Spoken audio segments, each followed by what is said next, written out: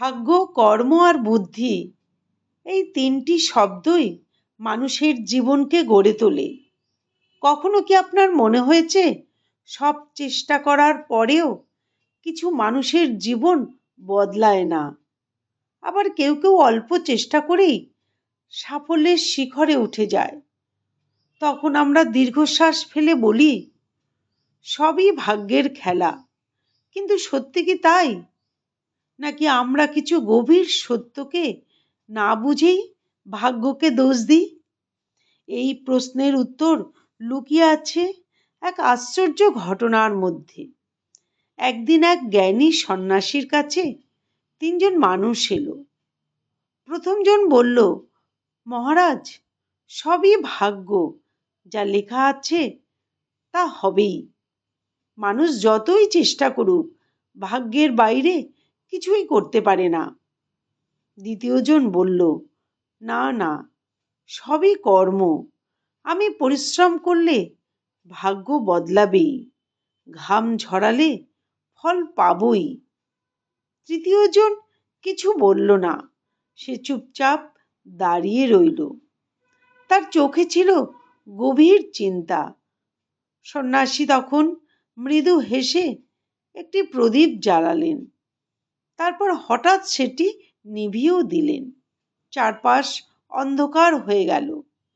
তখন তিনি বললেন, এই অন্ধকারে যদি কেউ পড়ে যায়, তবে তার জন্য দায়ী কে? প্রথমজন সঙ্গে সঙ্গে বলল, ভাগ্য। দ্বিতীয়জন বলল, এটা আমার অসাবধানতা। সন্ন্যাসী তৃতীয়জনের দিকে তাকালেন। সে ধীরে বলল, অন্ধকারে চলার আগে আমার প্রদীপ জ্বালানো উচিত ছিল।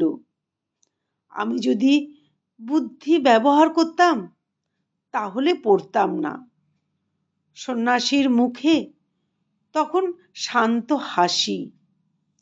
তিনি বললেন, ভাগ্য হলো অতীতের কর্মফল, কর্ম হলো বর্তমানের চেষ্টা, আর বুদ্ধি হলো কখন, কোথায়, কিভাবে কর্ম করতে হবে সেই জ্ঞান। প্রথমজন তখন আবার বলল, তাহলে মহারাজ, ভাগ্যের কি কোনো মূল্য নেই? সন্ন্যাসী তখন বললেন, ভাগ্য হলো বীজ, কর্ম হলো সেই বীজে জল দেওয়া, আর বুদ্ধি হলো কোন মাটিতে, কোন ঋতুতে কতটুকু জল দিতে হবে সেটা জানা। তিনি আরো বললেন, ধরো দুজন কৃষক একই বীজ পেল। একজন অন্ধভাবে জল দিল, কিন্তু কিছুই ফল হলো না। আর একজন সময় বুঝে, মাটি বুঝে, পরিমাণ বুঝে জল দিল, ফলন হলো দ্বিগুণ। তখন দ্বিতীয়জন প্রশ্ন করল, তাহলে শুধু কঠোর পরিশ্রম করলেই হবে না, তাই না মহারাজ?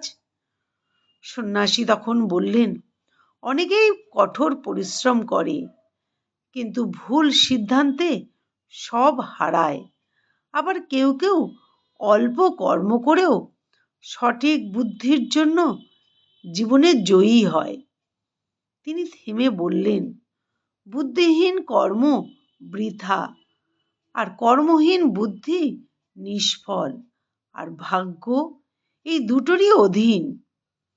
কেউ বছরের পর বছর পড়াশোনা করে, কিন্তু কোন বিষয়ে তার জন্য উপযুক্ত সে তা বোঝে না। কেউ ব্যবসা শুরু করে, কিন্তু বাজার না বুঝেই সিদ্ধান্ত নেয়। আবার কেউ ছোট সুযোগকে সঠিকভাবে কাজে লাগিয়ে জীবন বদলে ফেলে। এখানেই পার্থক্য।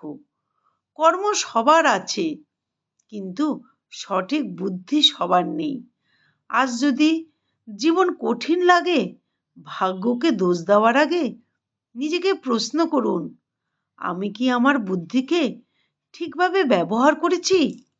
আমি কি আবেগে সিদ্ধান্ত নিয়েছি, নাকি শান্ত মনে বিচার করেছি? কারণ ভাগ্য আপনাকে শুরুটা দেয়, কর্ম আপনাকে পথ দেখায়, কিন্তু বুদ্ধি আপনাকে গন্তব্যে পৌঁছে দেয়। আজ থেকে ভাগ্যকে দোষ দেওয়া নয়, নিজের বুদ্ধিকে জাগিয়ে তুলুন, সঠিক সিদ্ধান্ত নিন। কারণ ঈশ্বর আমাদের সবার মধ্যেই বুদ্ধির প্রদীপ দিয়েছেন, শুধু সেটাকে জ্বালিয়ে রাখতে হয়। যদি এই কথাগুলো আপনার হৃদয়ে স্পর্শ করে, তাহলে ভিডিওটি শেয়ার করে দিন। হয়তো আপনার একটি শেয়ার কারো অন্ধকার জীবনে আলো হয়ে জ্বালতে পারে। ভিডিওটি ভালো লাগলে লাইক ও সাবস্ক্রাইব করবেন, আর কমেন্টে লিখুন হরে কৃষ্ণ।